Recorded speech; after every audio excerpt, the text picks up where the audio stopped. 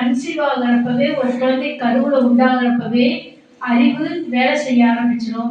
வெளியில வந்தோடனே step by ஸ்டெப்பா பார்க்கறது, கேட்கறது, கெட்டது இது எல்லாமே மனசுல கம்ப்யூட்டர் மாதிரி லோட் ஆயிடும். இது என்னைக்குமே டெலிட் ஆகாது.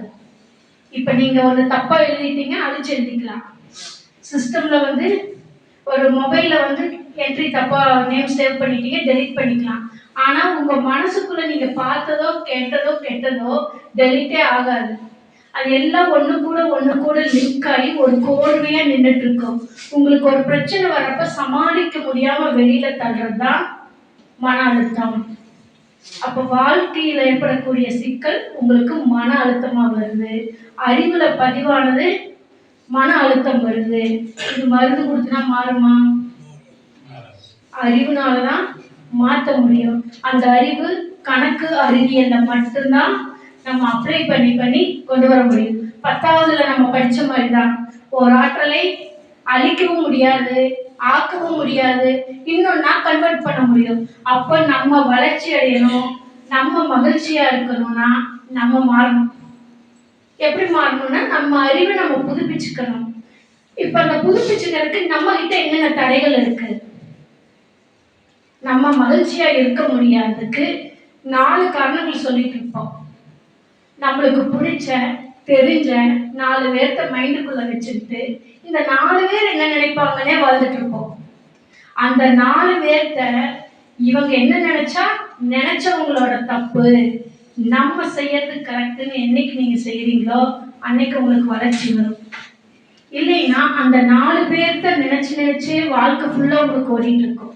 என்ன சொல்லுவாங்க, ஏது சொல்லுவாங்க, எப்படி சொல்லுவாங்க அப்படின்னு சொல்லி. அது பொருளாதார ரீதியா இருந்தாலும் சரி, உங்களோட குழந்தைகள் வளர்ப்பு ரீதியாக இருந்தாலும் சரி, உங்க வாழ்க்கை துணையோட இருந்தாலும் சரி, இந்த நீங்க யார 4 பேர்த்து நினைக்கிறீங்களோ அவங்கனாலேயே வாழ்க்கை ஃபுல்லா நினைச்சு உங்க வாழ்க்கை மகிழ்ச்சி இல்லாம இழந்துட்டு இருப்போம்.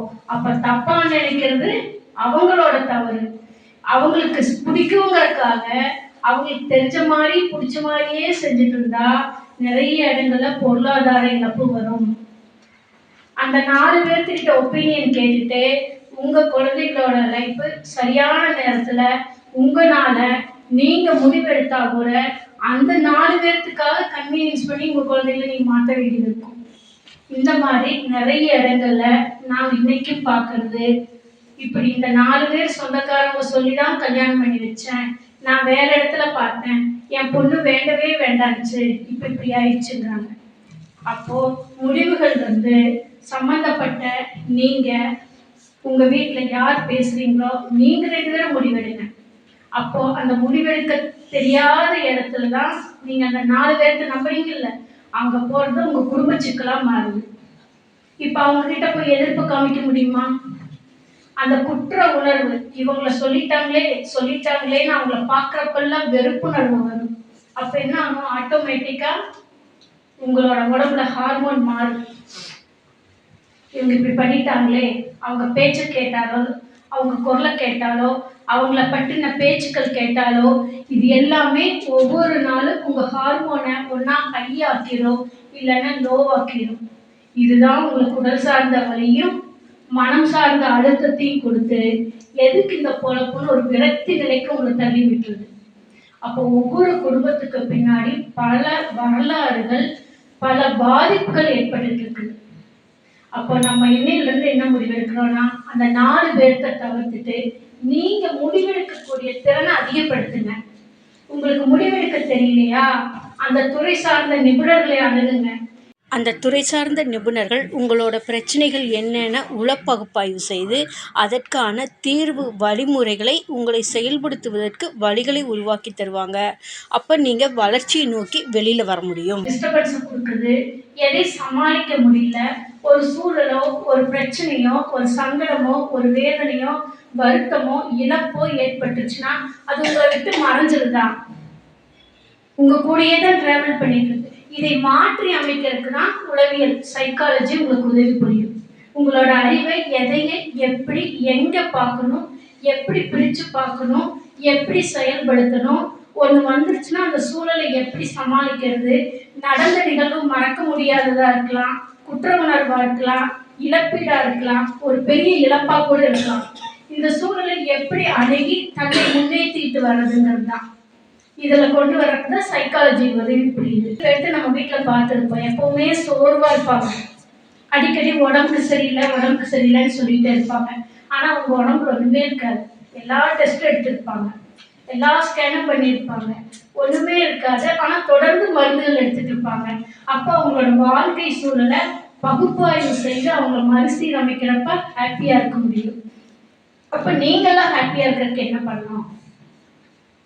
அப்போ உங்களோட பேச்சு திறனை நீங்க மாற்றி அமைக்கணும். இதுவரைக்கும் நீங்க பேசியிருக்கலாம், ஆனா இனிமேல் நீங்க பேசக்கூடிய ஒவ்வொரு வார்த்தைகளுமே நிதானமா, பொறுமையா, ஆப்போசிட்ல என்ன பேசுறாங்கன்னு ஃபுல்லா ரிசீவ் பண்ணிட்டு ஓரிரு வார்த்தைகள் தான் பதில் சொல்லணும். அப்போ உங்களுக்கு மதிப்பீடு உயரும். ஏன்னா இன்னைக்கு பேசுறவங்கள விரும்ப மாட்டாங்க. ஏன்னா யாருனாலும் கேட்க முடிய மாட்டேங்குது. ஏன்னா ஸ்கூல்ல நாங்க பார்க்குறோம், கிளாஸ் டீச்சர் எடுத்துகிட்டே இருப்பாங்க, கிளாஸை கவனிக்க முடியாது ஸ்டூடெண்ட்ஸ்னாலே. ஏன்னா பேசிக்கிட்டே இருப்பாங்க. ஒரு சிலருக்கு பேசுறது மட்டுமே பிடிக்கும், ஒரு சிலருக்கு கேட்கறது மட்டுமே பிடிக்கும். அப்போ இதோட பாதிப்பு அவங்களால லிசன் பண்ண முடியாது. அப்போ ஓரிரு வார்த்தைகள் சொல்லிட்டு நீங்க அமைதியா இருந்தீங்கன்னா நீங்க வந்தா ஒரு மதிப்பீடு கிடைக்கும். உங்களை மதிச்சு கூப்பிட்டு உட்கார வைப்பாங்க. இல்லைன்னா இவங்க வந்தாலே அறுப்பாங்க, வெறுப்பாங்கன்னு சொல்லி உங்களை உட்கார வச்சுட்டு இன்னொரு வேலை செய்ய போயிடுவாங்க.